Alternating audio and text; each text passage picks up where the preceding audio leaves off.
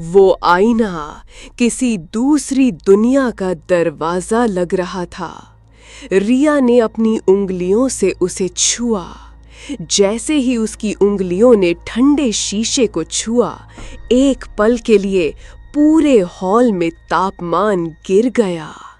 तुम बहुत सुंदर हो, आवाज शीशे के भीतर से आई थी। उस बंद शीश महल में रिया के साथ क्या हुआ? अगर आप ऐसी रोंगटे खड़े कर देने वाली कहानियां पसंद करते हैं तो इस वीडियो को लाइक करें, अपने दोस्तों के साथ शेयर करें और हमारे चैनल को सब्सक्राइब करना ना भूलें। बेल आइकन को जरूर दबाएं ताकि हर खौफनाक दास्तान आप तक सबसे पहले पहुंचे। रिया 22 साल की एक खूबसूरत और बिंदास लड़की।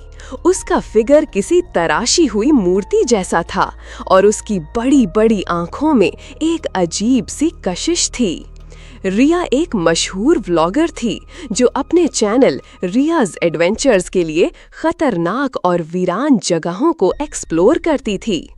इसी जुनून ने उसे राजस्थान के बदनाम रतनपुर किले तक खींच लाया था, एक ऐसी जगह जिसके बारे में कहा जाता था कि वहां आज भी अतृप्त आत्माएं भटकती हैं।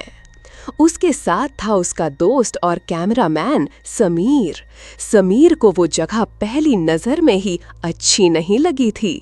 उसने रिया को सूर्यास्त से पहले वहां से निकलने की चेतावनी भी दी, पर रिया ने उसकी बात हंसकर टाल दी। व्यूज और रोमांच के आगे उसे कोई डर नजर नहीं आ रहा था। किले के अंदर का माहौल बेहद डरावना था। हर कदम पर पत्थरों के खिसकने की आवाज गूंज जाती। वे दोनों किले के सबसे बदनाम हिस्से शीश महल की तरफ बढ़ रहे थे। कहते हैं यहाँ रानी रूपमती का राज था, एक ऐसी रानी जो अपनी खूबसूरती पर इस कदर गुरूर करती थी कि उसे अपने आगे किसी और की सुंदरता बर्दाश्त नहीं थी। शीश महल अपनी टूटी फूटी हालत में भी शानदार लग रहा था। चांद की रोशनी छोटे छोटे शीशों पर पड़कर एक रहस्यमयी समा बना रही थी। हजारों अक्सों में अपनी खूबसूरती देखकर रिया इतराने लगी। अनजाने में उसके मुंह से वो शब्द निकल गए जो उसे कभी नहीं कहने चाहिए थे। रानी रूपमती होगी अपने जमाने में खूबसूरत, पर आज इस किले में मुझसे ज्यादा खूबसूरत और कोई नहीं।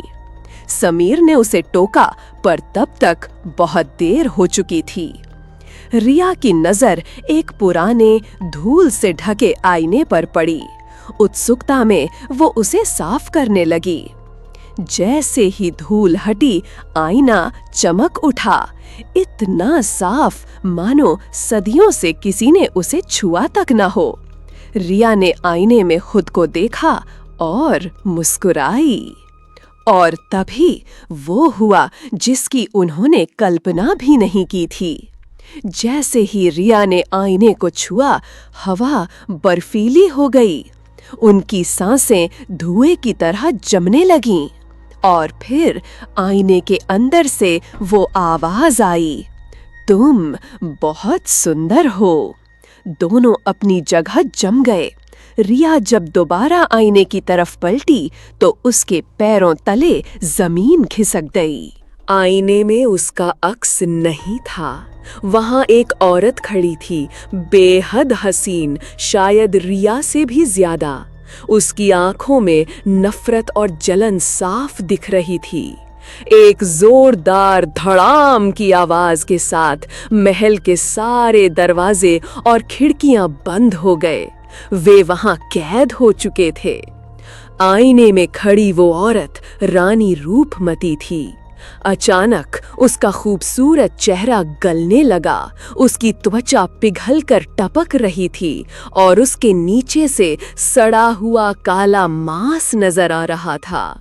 उसकी आंखों की जगह अब 2 काले गड्ढे थे जिनमें से एक हरी रोशनी निकल रही थी। एक ठंडी न दिखने वाली ताकत ने रिया के बालों को कसकर पकड़ लिया। समीर उसे बचाने दौड़ा, पर किसी ने उसे जोर से उठाकर खंभे पर पटक दिया। वो बेहोश हो गया। अब रिया उस नरक में अकेली थी। रानी का एक सड़ा हुआ हाथ लंबे काले नाखूनों के साथ आईने से बाहर निकलने लगा। वो हाथ धीरे धीरे रिया के गाल की तरफ बढ़ने लगा। तेरा यह चेहरा, मैं इसे बर्बाद कर दूंगी, आत्मा फुसफुसाई। डर के बावजूद रिया ने हिम्मत नहीं हारी। उसने पास पड़ा एक भारी पत्थर उठाया और अपनी पूरी ताकत से उसे उस बड़े आईने पर दे मारा। खचाक की तेज आवाज के साथ आईना टूट गया और एक पल के लिए सब कुछ शांत हो गया। रिया को लगा वो बच गई, पर वो गलत थी। आईना तोड़ने से आत्मा खत्म नहीं हुई थी, बल्कि आजाद हो गई थी।